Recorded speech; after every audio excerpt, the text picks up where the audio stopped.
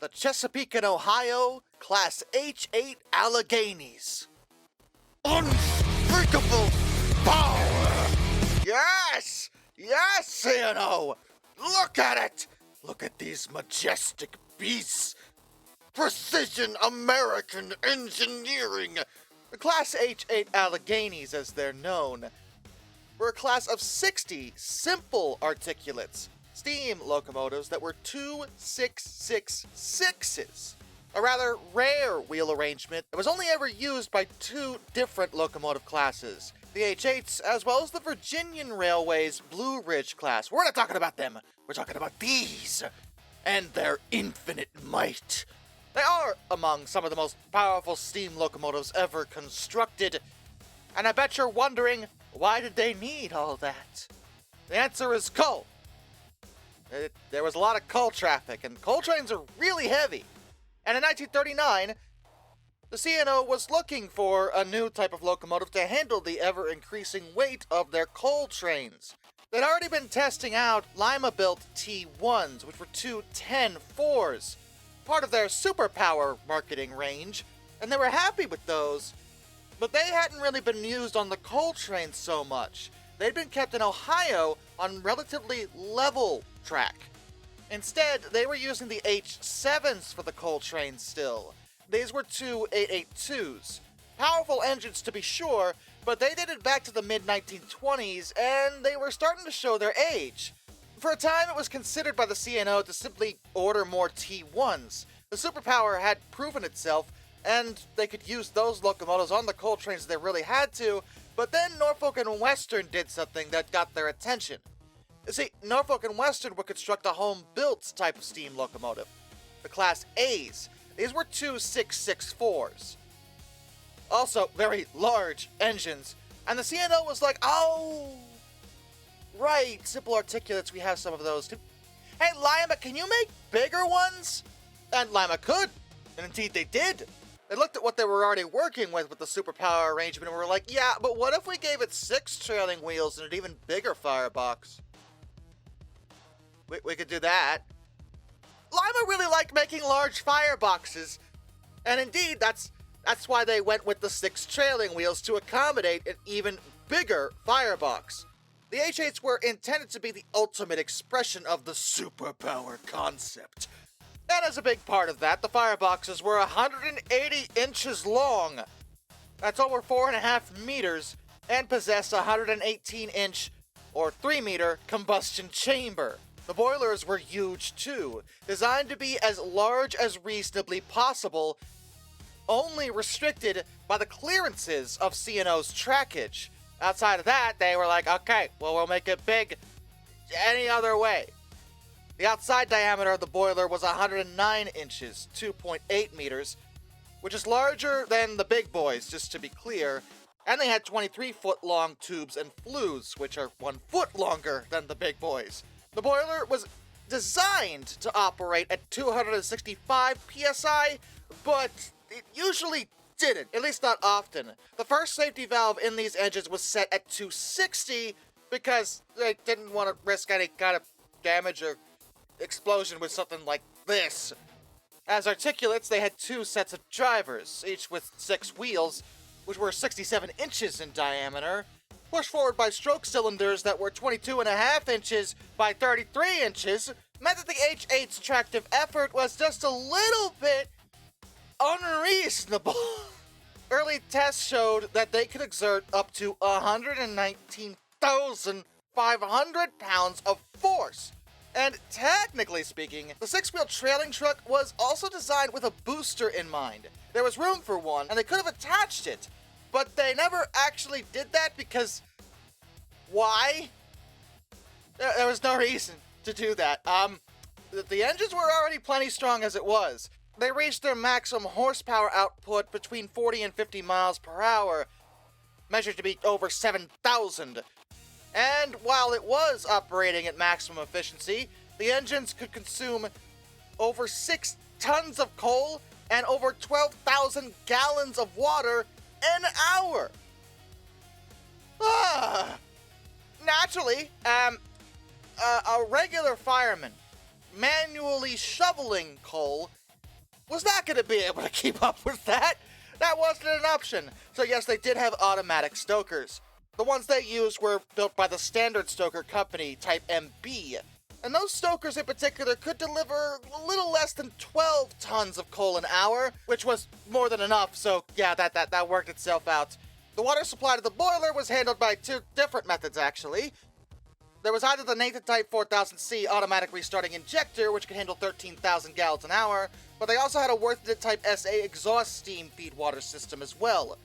The SA system also differed slightly depending on which engine we're talking about. Locomotive 1600 to 1644 had the 6.5 SA, which could handle 14,400 gallons an hour, but 1645 through 1659 had the 7 SA, which could handle 16,200 US gallons an hour. Either way, they could get a lot of water into them, and a lot of coal, all without someone trying to kill themselves with a shovel. That's nice. They also had front-end multiple-valve throttles, Type E superheaters, Schedule 8 ET brakes, equipped with low water alarms, automatic lubricators, roller bearings on all axles. Nice, I love roller bearings. And even the whistle was considered quite modern, as it was blown by a Velico air-operated valve. And they were equipped with Baker-type valve gears, specifically the long-travel versions.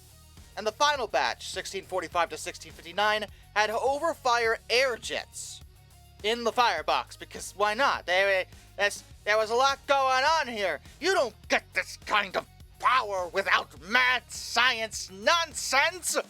All this combined to produce what is quite literally the heaviest axle load of any steam locomotive. Not necessarily the heaviest locomotive in general, but the heaviest axle load. On the lead driving axle alone, there was precisely 86,700 pounds of weight on that one axle. Okay, the total weight of them, well, it actually kind of varied depending on which model. At earlier weigh-ins put them at 771,300 pounds, but there do exist claims out there that they were as heavy as 778,000 pounds. But this doesn't seem to be correct. They were later re-weighed, and this was under supervision by both Lima and the railroad, and they found them to be under 772,250 pounds. This means that technically they did weigh less than the second generation of Big Boy, the 4884-2s. But they still had more weight on their axles than Big Boys, leading to an insane amount of track adhesion. Their adhesion factor exceeded 4.5, making wheel slip on them, even with a ridiculously heavy train, nearly impossible. Even their tenders were highly specialized because C&O had a problem when ordering such large engines. They had turntables, as many railways did. But the engines were really long and nearly longer than the turntables. There wasn't much room left to fit a tender. And basically they told Lima, I don't care how you do this, but please make it so that the tenders can fit on the turntables with the locomotive. So they had to get kind of creative here. If you look at them, the tenders do seem rather small for such large locomotives, but basically what they did is maximize the available space. The tenders were made short, so they could fit on the turntables, but very tall.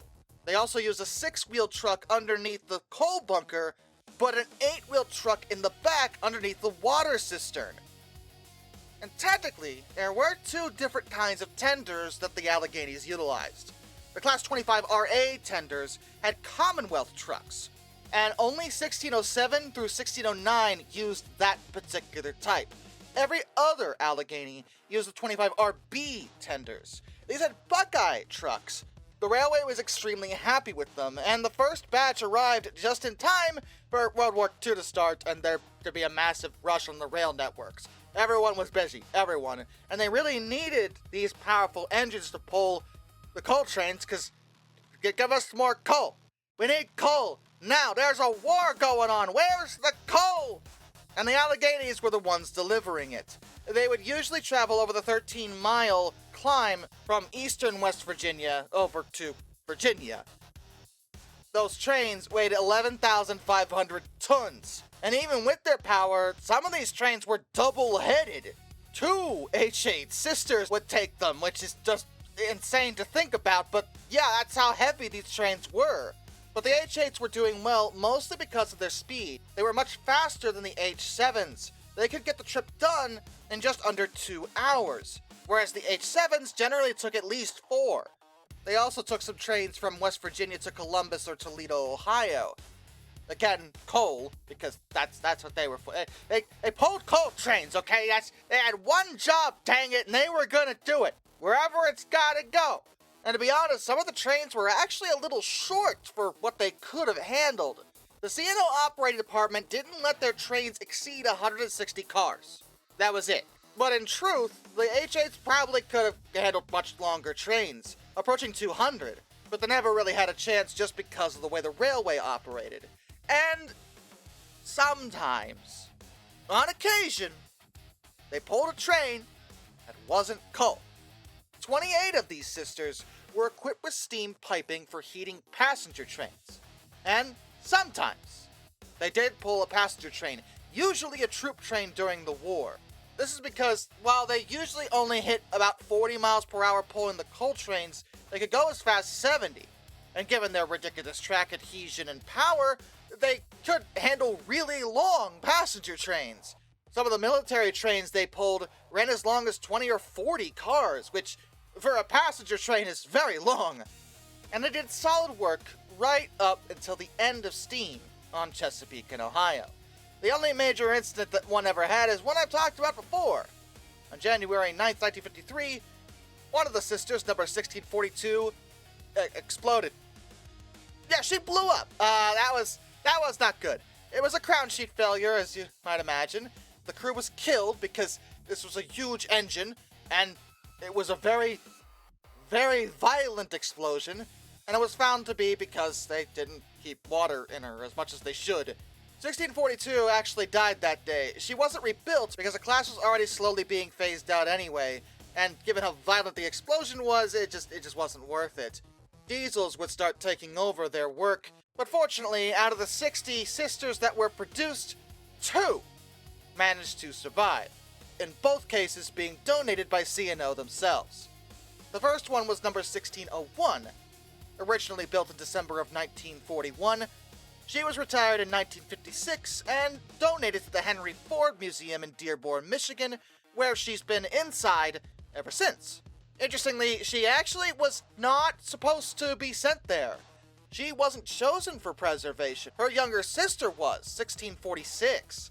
But 1646 wound up being on the reserve roster. So because they wanted to hang on to 1646 for a bit longer just in case, 1601 was sent instead. The other survivor is another early one, born the same month as 1601, 1604. 1604 got lucky. She was originally sent to the scrap lines behind their diesel shops at Russell, Kentucky. But later it was decided, actually, maybe we'll save another one. She was donated to the Virginia Museum of Transportation in Roanoke in 1969 because she actually had just sat around that whole time. They hadn't got around to actually scrapping her, and they were like, oh, we still have that. The museum can have it, it's okay. She was displayed next to another massive locomotive, Norfolk and Western 1218, who I should probably do a video on as well.